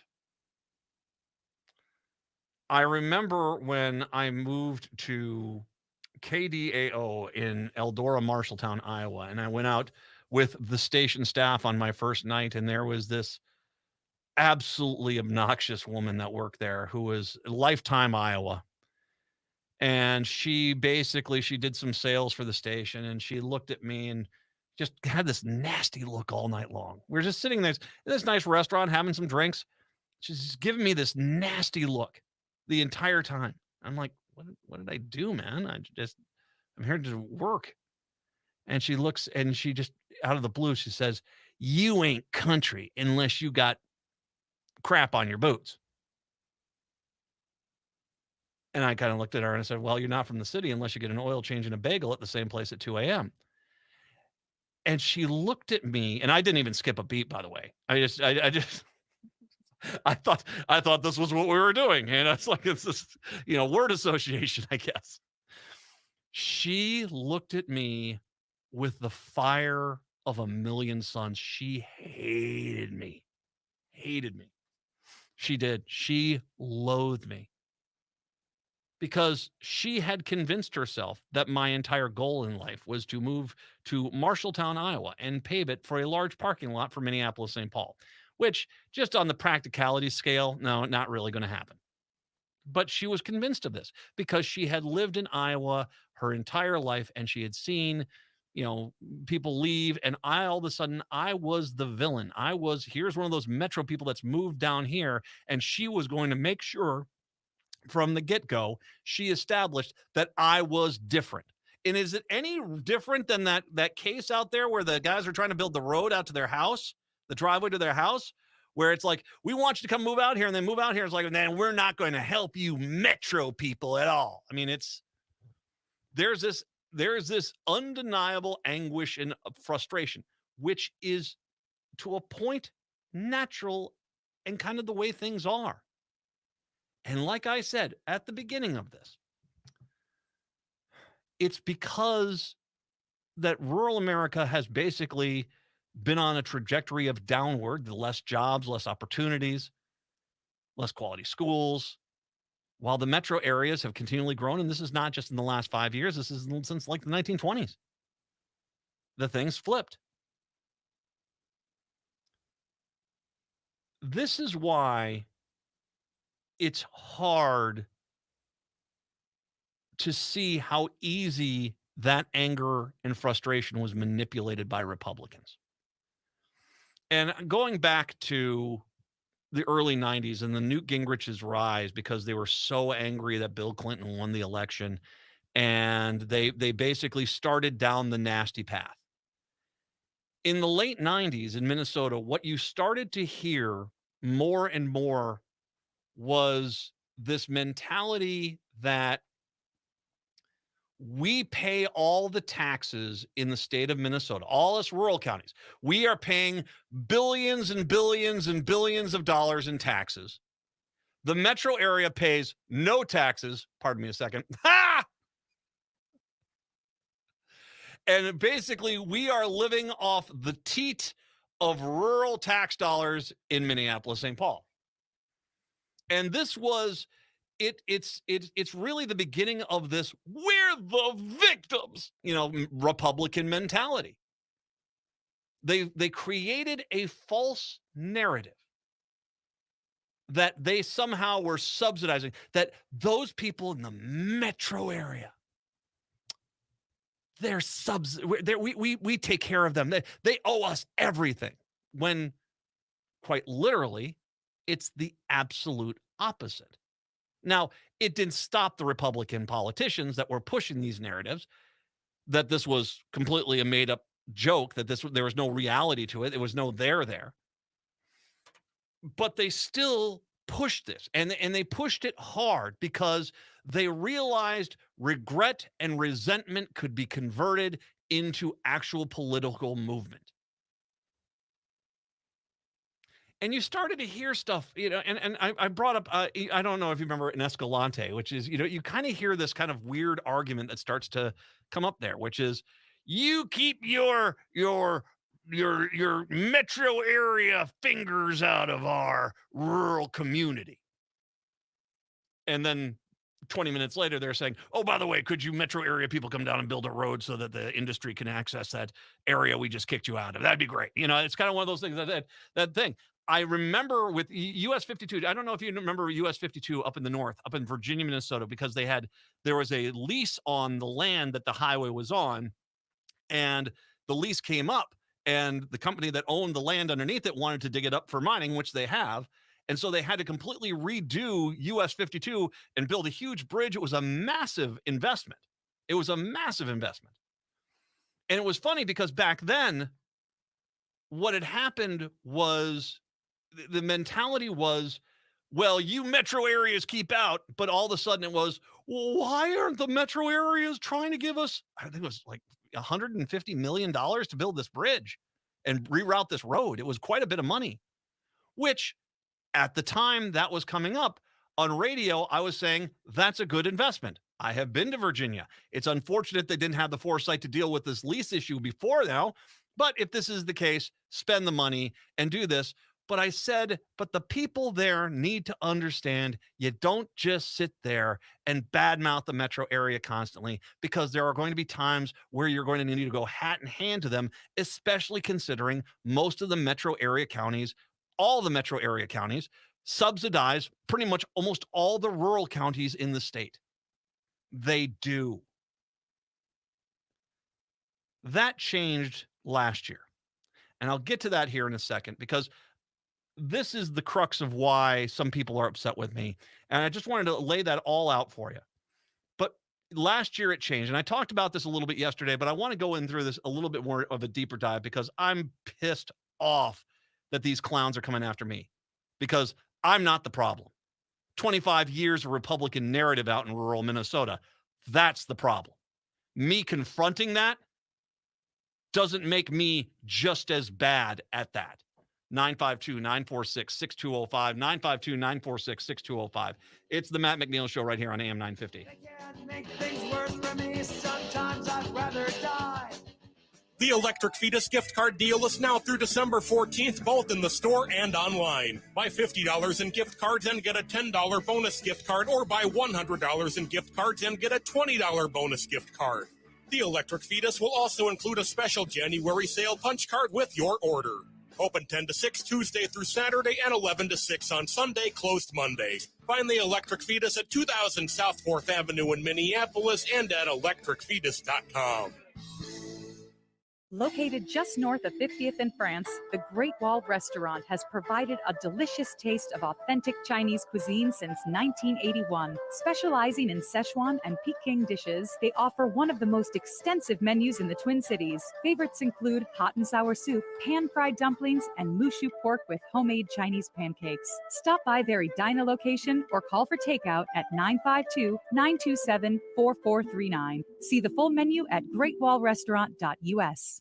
With Minnesota snow and ice season here, are your tires able to handle the winter driving? Take your vehicle in for service at Rudy Luther Toyota. Drive in and experience the incredibly cool Hunter Quick Check Drive Inspection Service, which will tell you the status of your tire treads. If you need new tires, the Luther Tire Event is going on right now. Buy 4 tires installed and get $100 in Luther service credit. It also comes with free lifetime rotations and the guaranteed lowest price. Some restrictions apply. Make sure your vehicle is safe while you're taking advantage of great value by heading to Rudy Luther Toyota, 5 miles west of Minneapolis on 394. Hi, this is Frank Brown, owner of Minuteman Press Uptown, Minnesota's only minority-owned union printing company. But we are not just another print shop. We are a marketing and promotion company that has over 100 years of experience in helping clients not only with their printing needs, but also with their marketing strategies. We offer marketing ideas for clients from targeted direct mailings to digital geofencing. I am passionate about helping businesses grow. Frank and his team at Minuteman Press Uptown have been great to work with. They always come with fresh marketing and promotion ideas that help us grow. But that is not the only reason I choose to work with them. Check out their Google reviews. I choose Minuteman Press Uptown because they match the values of AM 950. They pay above livable wages, stand up for social, racial, and economic justice. Call Minuteman Press Uptown at 612-870-0777 or visit mpuptown.com. See the difference they can make with your company. They print everything. With your AM 950 weather, I'm Brett Johnson. Look for partly sunny skies today with a high near 18, tonight partly cloudy with a low around 6, and Thursday sunny with a high near 28. Grab a tray of Cafe Latte's Cafeteria and select from a wide variety of sandwiches, salads, and soups. The bakery features fresh baked breads, cupcakes, and more, while the pizza and wine bar has gourmet pizzas that pair perfectly with their 30-plus wines by the glass. Located off Victoria and Grand at St. Paul or at cafelatte.com. I need to get over there, man. Cafe Latte is fantastic. Great sandwiches. I was at a wedding. They got catered with those sandwiches. Phenomenal. Oh, I didn't know they do catering. They do some catering for that stuff, good man. food there. Oh, Man. God. For an event. Amazing. 952-946-6205. 952-946-6205. By the way, thank you very much to Todd Colid, who is sponsoring AM 950 all this week. You can sponsor the radio station too. 952-946-8885 for more information. Here's the deal. Todd, of course, is he's in Spain right now. He's basically been helping out in Ukraine any way he can. The Lifeline Ukraine is there. It is a mental health service, suicide prevention hotline that is there to help the people of Ukraine, including people who are not in Ukraine right now, but are clearly worried about what's going on over there. They need funding. They need help. So please, if you can, I'll put the link out a little bit later on. If you can make a donation and help out, it is in very much dire need through the holidays, especially as it is, once again, a very tough time. I will say this, Ukrainians, you impress me every day. You're magnificent people, and you're fighting back the good fight, but it takes a toll. So Lifeline Ukraine, we'll put the link out. If you can help out, that would be fantastic. 952-946-6205. So I got you up to the point of Republicans kind of starting to be, they're just sitting there saying, you keep your nose out of our business, and then coming back and saying, but you need to come and give us the money because we don't have enough money up here by ourselves. And that's fine. Because that was kind of quaint. Then last year, things changed. And it started off comically. Where was it Jeremy Munson was the guy that suggested he wanted to peel off the western 2/3 of the state and move it into South Dakota? Oh, yeah, the Dakotas. Yeah, the West Dakota plan. And once again, he just wanted to do that because I'm so mad at those liberals. And so he was doing this. And the first thing we said on the air was what?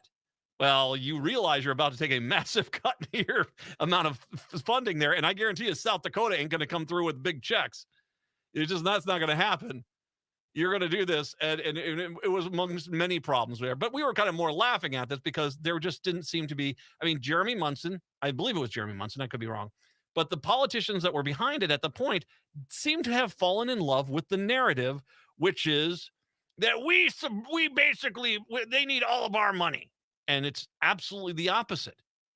And once again, at this point, I am not saying we don't help out rural Minnesota. Absolutely.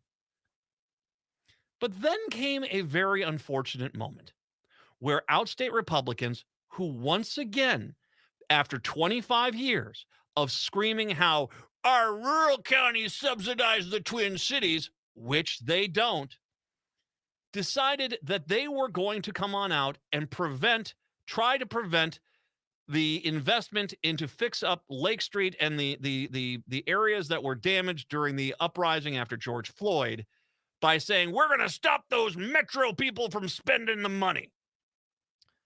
Which is when I changed my mentality by saying, you guys do realize most of the money is ours anyway, right? That we're trying to fix this, that when you guys beg us to build football stadiums and baseball stadiums and stuff like that, or your county highways out there in rural Minnesota, that's our money and we're doing it, and I have no problem with it.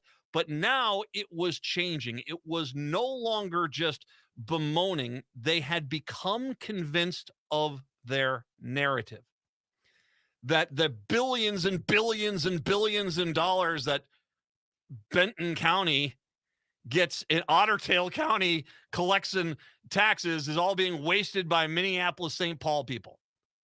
And it wasn't true. And they were actually starting to dictate policy off of that. We're not going to help Minneapolis. We just want them to send their money to us. They can't use their money to fix their own problems. And that's a little bit of a problem. And I mean, I hope you see where this changed. And very quickly, and I want to be very careful here, there were some Republicans who very quickly were like, no, we do not want to go down this fight. We do not want to do this. This is, we're perfectly okay with the way things are funded right now. Minneapolis, St. Paul needs money to help rebuild. They should get it. Let's be done with this. And a lot of counties and a lot of municipalities chimed in as well, saying, no. Which, and we had this discussion of maybe what we do is at that point, if you guys are really believing in this, and this was last year, and we said, if you really believe this, well, let's pass a bill. Why don't you guys pass a bill that basically says you can only spend as much money as your county takes in? To which immediately everyone's like, oh, no, we don't necessarily need to do this. Outside of a handful of people who are stupid enough to think that they can take the 2/3 of the state, go to South Dakota, it's going to be somehow better for them. Good luck with all that. Which brings us back to yesterday. Yesterday, they had the budget news, $17 billion. And what happens in this new grand old day of Twitter with Elon Musk and this whole crew? The trolls start coming on in. And they are, who is this guy? I posted a picture, some constitutionality, something like this. Mostly, we just want you to leave us the hell alone and stop playing Santa Claus with our tax money. I mean, this is kind of one of the people. This is one of the people. Here's, let me give you the one I got today. God, this was a hoot. This was a hoot. The Spendocrats, I see what you did there. In Minneapolis, ride the light rail without paying. What? So they have more money for stolen items from Antifa. What? I saw this the last time I was at a Vikings game. You mean the tax-funded payer state? Well, never mind. As one of the good people in Lanesboro, I resent that our tax dollars are being used to fund Minneapolis. Wow. Reality doesn't matter to these people. And so I'm getting these things, and I made the comment yesterday. I said, fine, let's just push this bill through. Let's build this bill through. And the reason why I was doing it was because I knew there would be a moment at the very end where the vote's coming in and some sacrificial Republican would have to come on out here. It's like, now, I think there's been some bad language here. There's some tensions going on. Let's tone down the rhetoric. We don't have to go down this. We're perfectly grateful and thankful very much for what the Twin Cities does as far as funding taxpayer dollars, and that'd be the case. But I think the point I was making was, this is what it will take to get to these people that they have been wrong for 25 freaking years. And when you do not challenge a wrong for that long, it becomes a reality. It just does. And that's the problem. That's the problem. It's become a reality for these clowns. They don't understand. They don't want to understand anything. They don't get it. They just, and once again, I never ever heard a person in Minneapolis prior to when they were saying, we're not going to let Minneapolis spend their own taxpayer dollars, ever say, you know, they might complain about a certain project, like, oh, do we need to fix the locks on the river? Or do we need to, you know, manage this piece of property or something like that? But I never heard of anyone saying, never give any of the metro out in the rural area any money. I never heard anyone say that. As a matter of fact, I know most people in the metro will tell you at least 4 or 5 pet projects they would love to see in outstate Minnesota fixed. I got a list of boat launches I could go with right off the top of my head. All of them desperately need upgrading. We got $17 billion. Come on, guys. We can make that happen, right? Right? Thanks. I believe that we should have a state that's funding this. I mean, yesterday I talked about the story about the budget. Governor Walz, during his reelection campaign, was increasing funding schools by $960 million, especially on special education as a cross subsidy. That's a great idea. That is a fantastic idea. I love that idea. Another Walz element was the indicated interest in cutting state taxes and Social Security. And he also, the Walz bucks, he's talking about that again, $1,000 per individual. Speaker of the House, Melissa Hortman, said that she wanted to see spending on for childcare, starting a paid family and medical leave program, and emergency funding for police departments across the state would also be among the priorities. All of them fantastic. Great. Once again, none of these just Minneapolis, St. Paul. This is all people in the state because the Democrats get this. Senator Drezek, the school mental health services, nutrition assistance among her priorities. Fantastic. That's and we, my gosh, how many times have we talked about the mental health crisis in rural Minnesota? Oh my God, what a fantastic idea. Mental health services in schools for the kids across the state. Bravo. Everyone benefits. And I even said that yesterday. These would be great. And with the DFL in charge, we might actually accomplish some things. But I've had a few people pile on because of me going after trolls,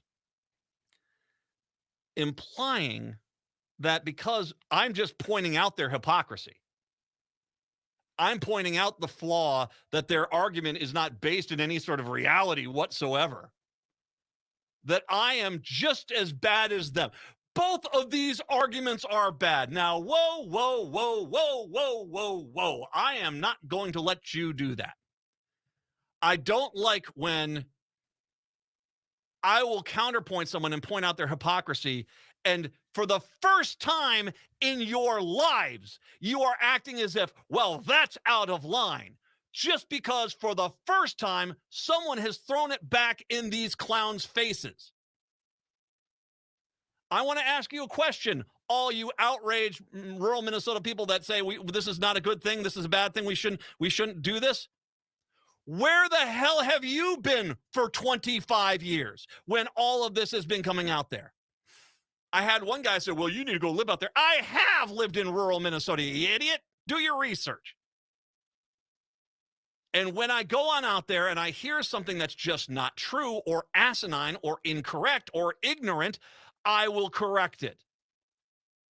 Because I'm not a coward and I'm not afraid. And it doesn't do anyone any good to keep pushing a narrative of lies. But this is the problem. For 25 years, Republicans have been able to go out into rural Minnesota and put forward this lie that all these rural counties, they support the metro area. They need us. And it's become a reality because you have not corrected it. You haven't. Whose problem is that? I get it. You're sitting there. It's a summer night. You got a bonfire going. You're hanging out with your buddies. A few of those guys with beards, they like to drink, bigger guys, got their guns, tough guys, Republicans. And one of them comes up and says, you know, those liberals in Minneapolis keep wasting our taxpayer dollars. I don't expect you to basically all of a sudden get the Lincoln Douglas debates going on there. But did you ever look at them and say, wait a second here. You know, I understand I'm not the biggest fan of the Twin Cities either, but they actually subsidize most of our county. So that's, we have to be kind of, you know, we should be somewhat grateful for it. Nope. What'd you do? Kind of looked down at your shoes and you got kind of quiet, didn't you? You know, I don't want to upset these guys. These guys get angry. These guys, they get mad. They don't like it when people correct them. I don't want to necessarily do this. And because of apathy for years, decades, you have allowed these lies to become truth because that's the problem. They honestly do think this. They honestly do. Not all of them. And I've heard from a lot of people in rural Minnesota saying, no. We are very appreciative. I love the one idea, by the way, that we should put what zip code funded each project on the project. I love that idea to a point because it might help people realize, well, hey, thank you very much, Minneapolis, St. Paul. And I get it. You say to yourself, oh, that's going to make me feel bad. You're just rubbing it in our face. No. We like you. We want to help you. We're willing to do so. Stop being a jackass. How about that? And so every time you drive past the sign, you realize, those liberal, well, they did build the Viking Stadium, so I get to enjoy that. And, well, and they did build this trunk highway. Thank you very much. I appreciate that. They did help fund the schools. They did help manage the water life area. They built a very nice boat ramp over there. Oh, gosh, that's a beaut now. I love that. Not because I'm trying to make you feel bad, because it's better for all of us as a whole. And this is where this comes down. This is where this comes crashing down. I get it. You feel bad. Things haven't gone the way you wanted. All right? I get it. Stop looking for villains in your life. If your life is not working out, instead of sitting there and bitching and moaning and thriving in made-up realities which do not exist, why don't you change your life? Move to where you want to be. Do the job that you want to do.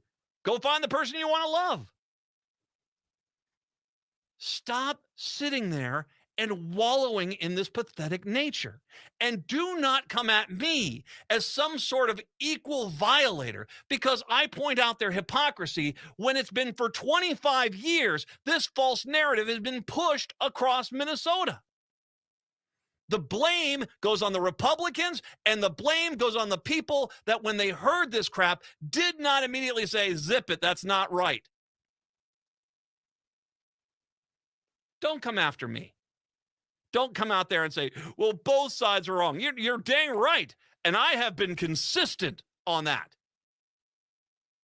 But the reality is until you start going out to rural Minnesota and shaking these clowns that like to sit there and say, we're still paying for the entire metro area from the Winnebagogish, community fund. Get over yourselves, man. You need to get over yourselves. We're willing to help you.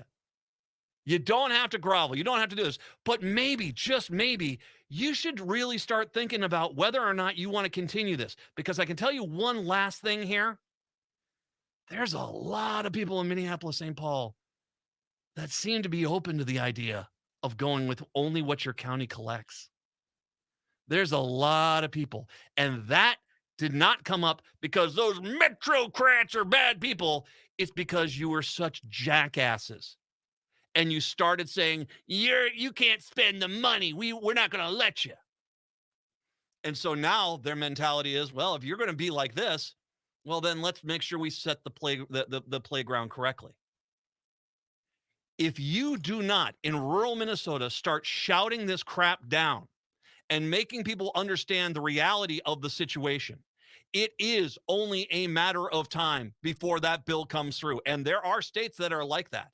And it is dark in some parts of those states. But this will be a problem of your own making because instead of just being, hey, great, Minnesota, we are number one. We're grateful for what you do for us. You've got to have this, we're the victims crap. Stop believing the lies. Start growing up. Fix your damn life. And do not you dare come back to me and criticize me for pointing out 25 years of hypocrisy as some sort of equal. 952-946-6205. 952-946-6205. Take a break. Come on back. It's the Matt McNeil Show right here on AM 950.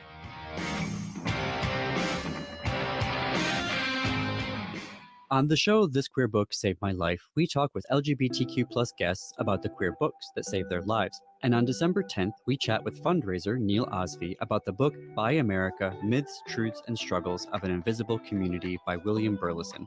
This book shook Neil as he saw himself represented for the first time. Plus, William joins us to talk about writing to preserve bisexual history. Listen to This Queer Book Saved My Life at 7 a.m. every Saturday morning right here on AM 950. Next Chapter Booksellers is the perfect destination for people who struggle with gift giving. They have easy-to-give gifts like books, puzzles, and games. For books, if you're not sure what to get, the friendly staff at Next Chapter Booksellers are great at recommendations for any age and taste, while puzzles and games make great interactive gifts for the entire family. And if you're still stumped, then try a Next Chapter Booksellers gift card. That's Next Chapter Booksellers in St. Paul, your destination for easy-to-give gifts.